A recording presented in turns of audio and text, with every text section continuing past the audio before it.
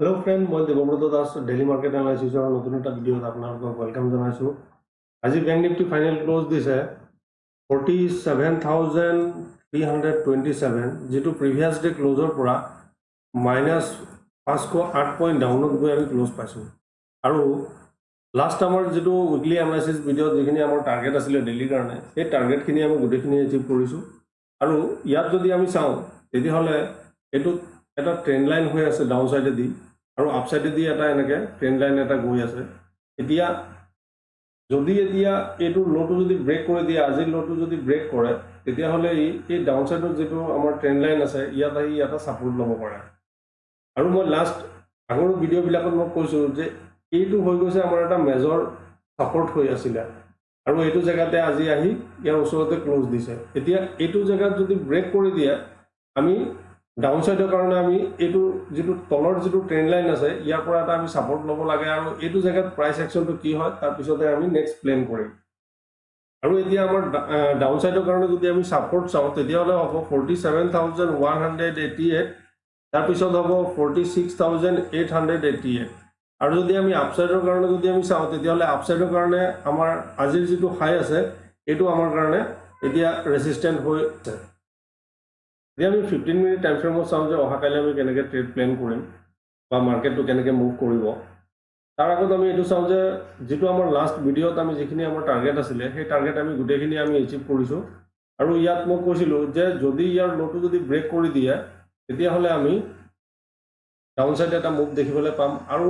মই তাত মেনশ্যন কৰিছিলোঁ যে যিটো আমাৰ 47,700 যিটো ৰেঞ্জ আছে এইটো যিটো লেভেল আছে এই লেভেলটোৰ ওচৰত প্ৰাইচটো আমি চাব লাগিব কি কৰে। আৰু চোৱা প্ৰাইচটো ইয়াত এটা টাইম স্পেণ্ড কৰিছে, অলপ ৰেঞ্জ বনাইছে, তাৰ পিছত যেতিয়া এইটো ব্ৰেক কৰি দিছে তেতিয়া আমাৰ আমি আস্তে আস্তেকৈ আমাৰ গোটেইখিনি টাৰ্গেটে আমি এচিভ কৰিছোঁ। এতিয়া আমি 15 মিনিট টাইম ফ্ৰেমত চাওঁ যে আমি কেনেকৈ অহাকালি ট্ৰেড প্লেন কৰিম। এতিয়া আমাৰ কাৰণে যিটো মেজৰ সাপোৰ্ট যিটো হৈ আছে এইটো যিটো লেভেল হৈ আছে এইটো আমাৰ কাৰণে এটা মেজৰ সাপোৰ্ট হৈ আছে, যেটো হৈ আছে আপোনাৰ 47,200 যিটো লেভেল আছে সেইটো আমাৰ কাৰণে এটা ইম্পৰ্টেন্ট সাপোৰ্ট হৈ আছে। আৰু এতিয়া প্ৰাইসটো কি কৰিব, প্ৰাইসটো যদি এইটো ৰেঞ্জৰ ভিতৰত যদি ওপেন হয় তাৰ পিছত যদি ইয়াৰ পৰা যদি ডাউন সাইডে যদি আমাৰ মুভ কৰে তেতিয়াহ'লে আমি ডাউন সাইডৰ কাৰণে আমি এই সাপোৰ্টবিলাক আমি দেখিবলৈ পাম। ইয়াৰ পৰা এই সাপোৰ্ট ল'ব লাগে। আৰু যদি এইটো জায়গাৰ পৰা যদি আমি আপসাইডে যদি যায় তেতিয়াহ'লে আমি আপসাইডৰ কাৰণে এইবিলাক আমি ৰেজিস্ট্যান্ট আমি দেখিবলৈ পাব লাগে। আপসাইডৰ কাৰণে আমাৰ যিখিনি লেভেল হ'ব এইটো হ'ব 47,611 হ'ব, তাৰপিছত 47,788, তাৰপিছত হ'ব 47,955। আৰু যদি আমি ডাউন সাইডৰ কাৰণে যদি চাওঁ তেতিয়াহ'লে হ'ব 47,188, তাৰপিছত হ'ব 47,044, তাৰপিছত হ'ব 46,888। এতিয়া অহাকালি যদি এইটো জায়গাত প্ৰাইসটো ওপেন হয়, ইয়াৰ মাজত ওপেন হৈ যদি ই আপসাইডে মুভ কৰে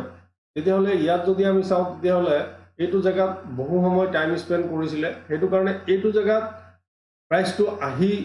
কি কৰে সেইটো আমি চাব লাগিব। এনেকুৱা হ'ব পাৰে যদি এইটো জায়গাত অলপ টাইম স্পেণ্ড কৰি যদি ডাউন সাইডে মুভ কৰে তেতিয়াহ'লে আমি ডাউন সাইডৰ কাৰণে আমি এটা ট্ৰেড দেখিবলৈ পাম। আৰু যদি এইটো জায়গাত যদি টাইম স্পেণ্ড কৰি যদি আপসাইডে যায় তেতিয়াহ'লে আমি আপসাইডৰ কাৰণে ইয়াৰ পৰাহে আমি এটা ফাৰ্ষ্ট মুভ আমি দেখিবলৈ পাম। যেটো কাৰণে আমি এইটো জায়গাত প্ৰাইস একশনটো কি হয় এইটো যেটো প্ৰিভিয়াস ডেৰ যেটো লো আছিলে সেই লোটোৰ ওচৰৰ পৰা প্ৰাইসটো কেনেকুৱা প্ৰাইস একশন হয় সেইটো আমি চাব লাগিব। যদি প্ৰাইসটো গ্যাপ ডাউন ওপেন হয়, গ্যাপ ডাউন যদি এইটো জায়গাত ওপেন হয় তাৰ পিছত প্ৰাইসটোৱে অলপ টাইম স্পেণ্ড কৰিব লাগিব। টাইম স্পেণ্ড কৰি যদি ডাউন সাইডে মুভ কৰে তেতিয়াহ'লে আমি ডাউন সাইডৰ কাৰণে এটা ফাৰ্ষ্ট আমি মুভ দেখিবলৈ পাম। এতিয়া যদি গ্যাপ আপ ওপেন হয় তেতিয়া আমাৰ এইটো যেটো লেভেল আছে যেটো প্ৰিভিয়াস লো আছিলে এইটো জায়গাৰ পৰা প্ৰাইসটো কি কৰে সেইটো আমি চাব লাগিব। কিয়নো আমি যদি অলপ চাওঁ তেতিয়াহ'লে ইয়াত এটা ট্ৰেন্ড লাইনো হৈ আছে। তো এই ট্ৰেন্ড লাইন যেটো হৈ আছে এই ট্ৰেন্ড লাইনৰ ওপৰত যেতিয়া প্ৰাইসটোৱে টাইম স্পেণ্ড কৰি যেতিয়া মুভ কৰিব তেতিয়াহে আমি ইয়াৰ পৰা এটা ফাৰ্ষ্ট মুভ দেখিবলৈ পাম। অহাকালি নিফটিত আমি কেনেকৈ ট্ৰেড প্লেন কৰিম, নিফটিৰ মুভবিলাক কেনেকুৱা থাকিব পাৰে সেইবিলাক আমি অলপ ডিছকাছ কৰি লওঁ। আজি নিফটি ফাইনেল ক্লোজ দিছে 22,332, যেটো প্ৰিভিয়াস ডে ক্লোজৰ পৰা 160 পইণ্ট ডাউনত গৈ আমি ক্লোজ পাইছোঁ।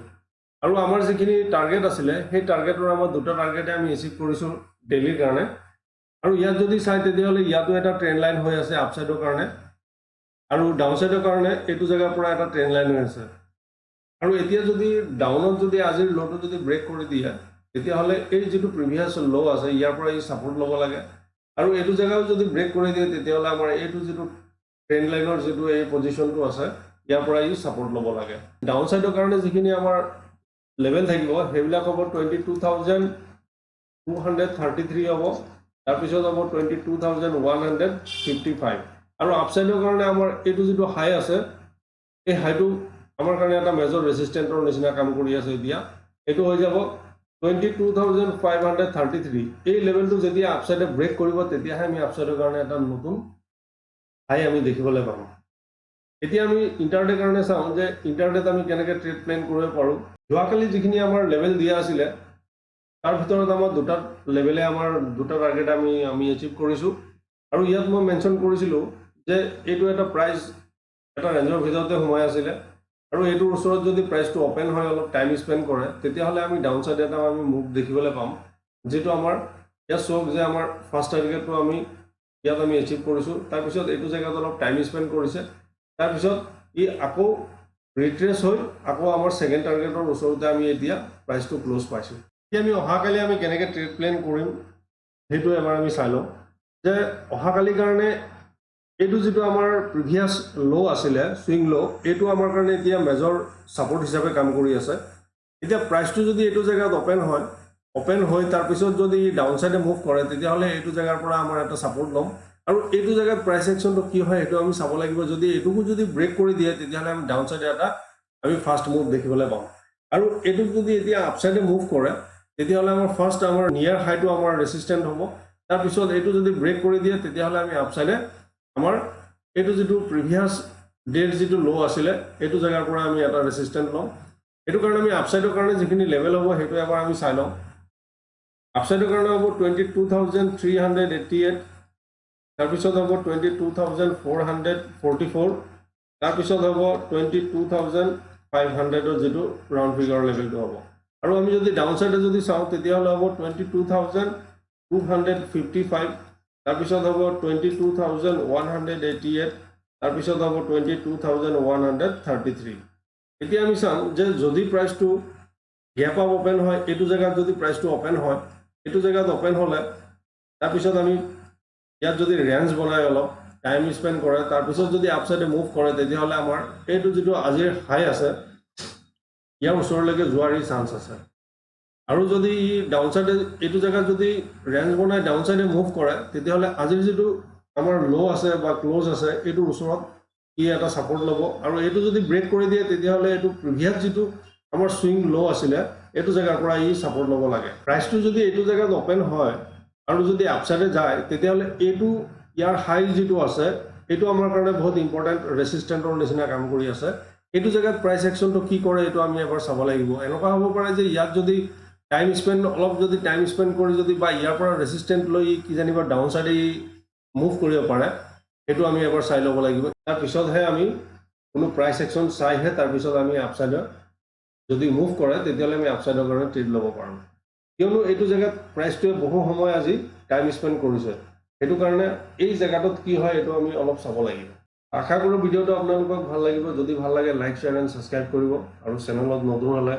ছাবস্ক্ৰাইব কৰিবলৈ নাপাহৰিব আৰু এইটো সপ্তাহত আমি কেনেকৈ ট্ৰেড কৰিম সেইবিলাকৰ বিষয়ে আমি উইকলি এনালাইচিছৰ ভিডিঅ'ত আমি তাত আমি গোটেইখিনি আমি মেনশ্যন কৰিছোঁ আপোনালোকে তাত গৈ আপোনালোকে চাব পাৰে আজি ইয়াতে শেষ কৰিলোঁ ধন্যবাদ